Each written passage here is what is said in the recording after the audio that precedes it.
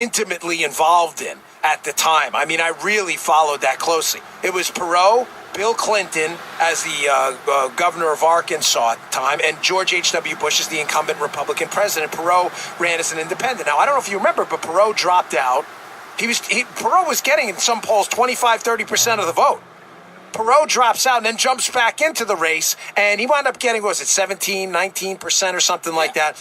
And the kind of schoolyard rule of thumb there was that Perot had cost George H.W. Bush the presidency by splitting the Republican vote. Folks, I've read up a lot on this, and I don't have time today to go into extensive detail because it's almost a show in and of itself. And I'm considering doing an election special on previous elections. That'll be for another day. But let me just tell you this. It's not conclusive that that's the case, that Perot cost H.W. Bush the election, George H.W.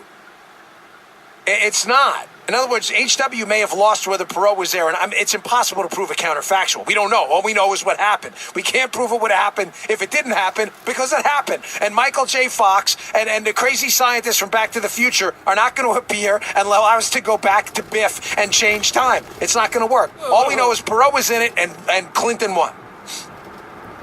But based on some exit polling and everything, it's not clear Perot cost H.W. the presidency. Why am I bringing this up now? Because now we're going to have a well-funded, potentially even more well-funded than Perot, candidate who's willing to dump about $500 million of his own money into this race to get on the ballot in 50 states and run a more than credible campaign and add dollars. And he's probably going to get on a debate stage with these three.